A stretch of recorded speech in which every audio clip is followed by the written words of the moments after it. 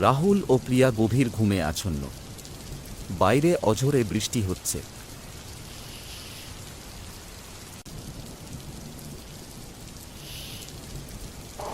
এরপর হঠাৎ কিসের যেন একটি অদ্ভুত শব্দ ভেসে এল।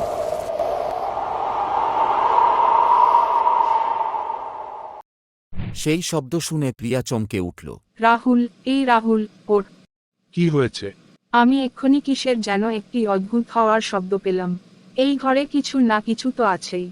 চল না আমরা এই বাড়ি থেকে চলে যাই। আরে তুই ভয় পাচ্ছিস কেন? আমি আছি তো, কিচ্ছু নেই এই ঘরে।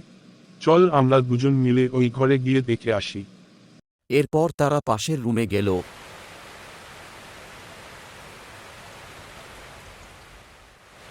অনেক ঘোরাঘুরির পরেও তেমন অদ্ভুত কিছু তাদের নজরে এলো না। কোথায় রে? এখানে তো তেমন কিছু দেখতে পাচ্ছি না। এরপর তারা যেই এই রুম থেকে যাবে তখনই আবার সেই অদ্ভুত হওয়ার শব্দ আসতে শুরু করল।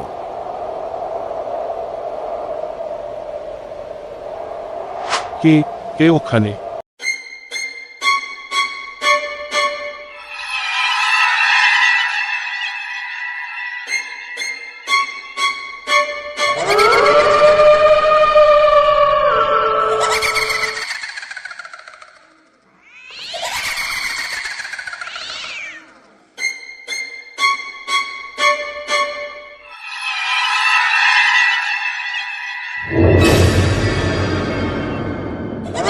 তোরা এখানে কেন এসেছিস? চলে যা, এক্ষুনি চলে যা এখান থেকে।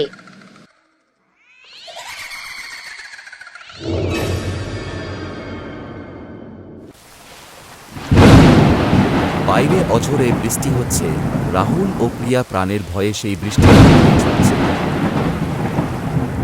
এরপর তারা দুজন একটি গাছের নিচে আশ্রয় নিল। দুজনেই ঠান্ডায় কাঁপছে।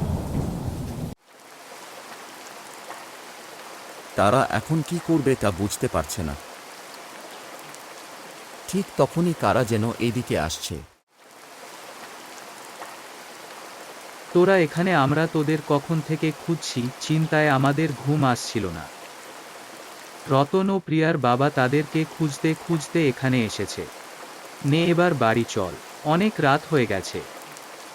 এরপর তারা সুস্থভাবে বাড়িতে চলে গেল।